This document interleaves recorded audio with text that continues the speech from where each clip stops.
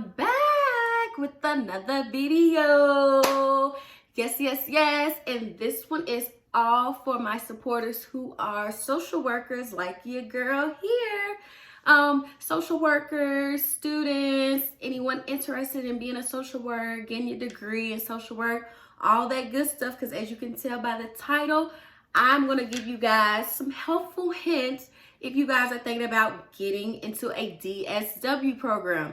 So a Doctorate of Social Work program. Whoop, whoop, whoop, whoop. Yes, so as many of you know, I am still in my first year of my doctorate program.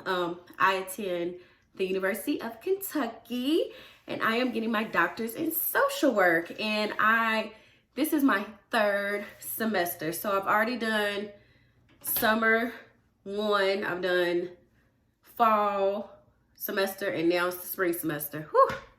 It went by fast, you guys. Like, if you go back and look at my video, like, I felt like I was just so excited to be accepted, and now look at me halfway through, you guys. Because if you don't know, University of Kentucky has a 2-year full-time program. So especially for all you viewers who are interested in the University of Kentucky program, definitely like this video, subscribe to my channel, stay updated with me so I can just, give you guys the tea on how to get through it, okay? Because I have so many more video ideas. Of course, you guys are really good about asking me questions in my comments, and I'm super thankful for that. So keep the questions coming, okay? But let's get into why you're here, okay? Because you guys, many of you have to start applying now. Like I've looked and I've seen how many of the deadlines for the applications is coming up in March and May and stuff like that. So let's get right into it. So first off, what I need you to know, if you plan on getting into a DSW program, please know the difference between a DSW and a PhD program, okay? They're not the same, you guys. They're not the same, okay? You have to do your research. You gotta know, do I want a DSW or do I want a PhD, right? Do I want to take a clinical route or do I want to take a research route, which is more PhD, right? So for me, I'm a mental health therapist. I knew that I just wanted to strengthen my skills clinically and leadership wise. Listen, this is the most important reason why I chose University of Kentucky, because they have a track within the DSW program that is for leadership. I want to be in leadership. I plan to be CEO, my own boss, all of that, of whatever type of agency that I plan to open up, or an agency maybe that I already work at or that I aspire to work at. So yes, you have to know the difference between a DSW and a PhD. If you don't, for one, you're not going to get in. You know why? Because they're going to ask you. A lot of times these schools are asking you when you do your essays, what made you want to choose a DSW versus a PhD? You got to know this, right? Because if you get it wrong, right, they're going to be like, I don't know if this student is right for this program, because it sounds like more that she's interested or he's interested in a PhD program versus a DSW, right? So make sure you know the difference, okay? There's tons of YouTube videos out there about DSW versus PhDs. So I definitely recommend that you watch them. If you want me to specifically do a video on that, you gotta comment down below and let me know, because I can do that, okay? But I'm not gonna tell you here. You know why? Because if you wanna be in that type of program, I want you to go research it, okay? Because you gotta know, okay? Next thing that you wanna know, so we'll just keep talking about the essay part, is you wanna know what you want to accomplish by getting a DSW. And this is important for getting into the program because, again, on the essay, they're gonna ask you this, right? You can't ask me this, why do you want to be in the DSW program? What do you aspire to do with your degree, right?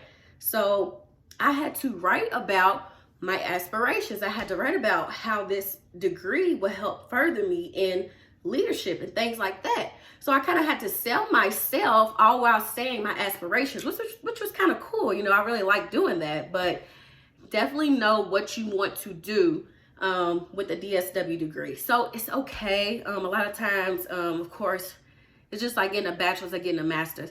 Sometimes we start in a program and we have it in our mind I want to open my own agency, right? But halfway through the program, we're like, oh no, I want to go into policy, right? And that's okay, right? But as long as you have like a general concrete general idea, then that is what's going to help you get chosen out of so many applicants. Okay, let's talk about what they ask you for on the applications, because I'll talk about specifically UK, but I know that other schools ask you this too. So they're going to ask for a list of things, right? So they're going to ask for like an application fee, which UK's was $50, right? So make sure that you have that saved, and you know you have that $50 to send in so that you can get into the program, okay? And I've honestly, I've never seen no program, a DSW program, where there's like where you can get your fee paid for you, right? A lot of times in the bachelor's and the master's programs, there's certain programs that'll pay your application fee. No, I haven't seen that in any DSW program. So don't even look into it. Don't exist. I don't care if you apply to 3, 4 DSW programs. Make sure you got that application money, because if you don't, I mean, you're just gonna miss the deadline, or they're not just gonna consider you. So don't even waste your time emailing people, hey, do you know someone who pays for it? No. Make sure you have the money, okay? So make sure you're saving. Make sure you're saving, okay? So another thing that they're gonna ask you for is a resume. Resume, okay? Make sure you have an awesome resume. When I say awesome, I mean this resume has to say who you are and why you deserve to be in the program, right? So on your resume, state who you are, what you've done. So for example, what I mean is what you've done. So I have been a mental health therapist for the last 4 years. So on my resume, I made sure to put that, of course, as my place of employment. But also what I included is things that so skills and certificates and trainings that I've been to while working my job, because, you know, working at a community mental health agency, we have tons of opportunities to do all types of trainings, from CPR, mental health first aid, CBT trainings, just all kind, right? I make sure I put that down, right? Because that says like, hey, I'm a learner. I love to learn, right? A part of being in a DSW program is you have to be hungry to learn more, right? So they want to know this. They want to see this on your resume. So make sure that any type of training you've been to, any certificate you have, of course, any licenses that you have, if you're a licensed clinical social worker, all that good stuff, make sure it's on your resume, because they want to see that, right? For me, I created like a 6th grade girl group at my job, super successful. I've been doing the group for like 2 years, and I put that on my resume because I'm like, listen, I do this. Like, I create things, right? Like, I'm a leader. Like, I stepped out. I created this group on my own. My supervisor didn't tell me to create this group, right? And I think that's what helps set you apart, is when you have, you know, just skills on your resume that speaks to who you are as a social worker, right? So definitely have a great resume. There's tons of resume help, YouTube, Google. Ask your supervisor to look over your resume for you. Ask a friend, ask someone who's well-versed in the social work field to look over your resume for you, and they'll be able to help you. So make sure you have a bomb resume. Let's talk about the thing that almost made me want to give up on not applying to UK's program. So UK asks for 2 recommendations. One of them has to be an academic reference. If you have not been out of school for the past 5 years, one of them has to be an academic reference. So me, I graduated with my master's degree in 2018. So of course I haven't been out of school or college for more than 5 years. So I had to submit a reference that was an academic reference. Here's the dilemma with that. I mean, I haven't been in school since 2018. So, you know, academic, in my head, first thing I thought of was, oh, they want like a professor's reference. Like they want, you know, someone who can speak to academically how well I did in school, right? And I made sure to get clarification on this, because I emailed like UK advisors when doing this application. I'm like, hey, I haven't been in school since 2018. A lot of my contacts, I haven't been in contact with teachers since that long, and I was just asking them, what do we do about this? And they was just straight up with me. Nope, you got to have it. You got to have an academic reference. If you don't have it, then, so what? You're not going to be accepted. So I started stressing. No lie, started stressing.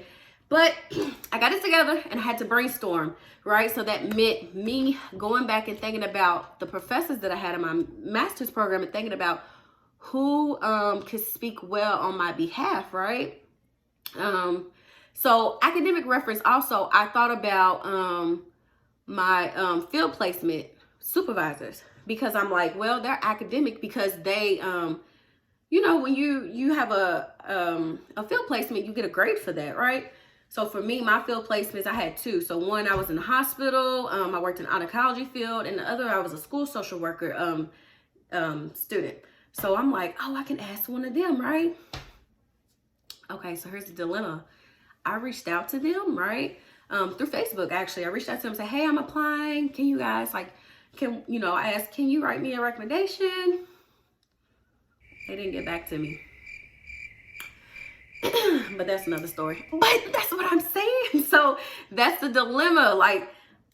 So then I panicked. I'm like, oh my gosh, how am I going to do this? But put my thinking cap on. And I said, well, let me not just think about field placement supervisors. Let me think about old professors that I had, prior professors. So I thought about one and I said, oh, I know one that might could be able to do, write me a recommendation. I got on the website, my old master's program, I got on the website. I looked up her email, right? Emailed her, but I didn't really want to wait for her to read her email because this was like during the time when school was not in session. So I felt like maybe she wouldn't read her email. So I looked up on Facebook. I looked up on Facebook and I messaged her and I said, hey, I really, really, really need a academic reference to get into this program. I kind of explained, what I want to do, why I want to go into this program. The great thing is this professor that I got to write the academic reference, she's a PhD professor. So, I think that was really cool too, that I got someone who, also is a doctorate in social work who can write me a recommendation. So be strategic. Know who, I would say have 3 people on your list, academic reference wise, that you can ask to write you a recommendation. Have 3 people. Go ahead and start brainstorming who can speak highly on my behalf and say that, yeah, I deserve to be in this program, right? So if that's a field placement supervisor, if that's a prior professor, definitely ask more than one person too, because with these application processes, you only have a short amount of time, and some people just don't have time to write you a recommendation, which is understandable. So make sure that you have a backup plan on top of a backup plan. Okay, don't get stressed out. Be strategic, but definitely get it done. Okay, so my last tip to help you to get selected for the DSW program that you want to be in is to have an area of interest / a practice problem that you want to focus on. Yes, so at the University of Kentucky, they asked for this on the application. They asked for us in the essay to state, hey, what problem area of social work, kind of like area of interest do you want to focus on while you're in the program? And that's very important that you have a great idea of what this is going to be, because you really will work with this area of interest your whole entire way through. So I'll let you know about mine. So what I selected as a practice problem is African American adolescents who struggle academically in school due to unresolved trauma. So that's always been something that I've been interested in, is just how,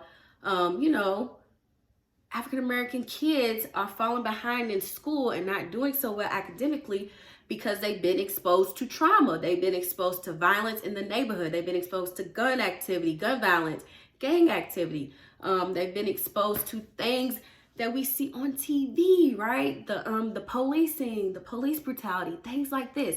All of that has a major impact, especially on minority children, right? So that was my area of interest. And since being in the program, each semester, probably 98% of the papers I write is on that topic. 98. This problem is going to stay with you. You're going to build upon this. So at the end of the program, when you do your capstone, that is what you're doing your capstone project on. So this is a bonus. PhD programs, of course, they have their dissertations. DSW programs do not have dissertations. They have, well, at University of Kentucky, they have capstone projects. That is our big project. So yes, if you go into this already having a strong understanding of what you want your practice problem to be, you're like 10 steps ahead of the game to making sure that you're on track to finishing that capstone project. So definitely have an area of interest, okay? Something that you really want to learn about too, because I've been doing research. I've been reading tons of papers on this subject, so I'm even more well-versed in this. So definitely have an area of interest. That's my tips, you guys, and I promise you, they're small, but they're mighty. Focus on these tips that I gave you, and I promise you, you guys too will be in the DSW program of your choice. I'm super excited for you guys. Definitely will be sending positive vibes to everyone who's applying to a program. And if you guys are applying to UK and you get in, hit me up. Hit me up, definitely. I love to answer questions. If you guys have more questions, definitely leave me a comment. But you gotta subscribe. You gotta let me know if these videos are helpful, right? So like, subscribe, turn your post notifications on so you know every time I post a video, okay? But good luck to everyone. You'll do great. Manifest it. It's gonna be great. It's very rewarding. I'm so happy to be in the program. It's challenging, but honestly, it's doable. It's so doable. And yes, but that's it for me. And I will catch you guys on the next video. Peace.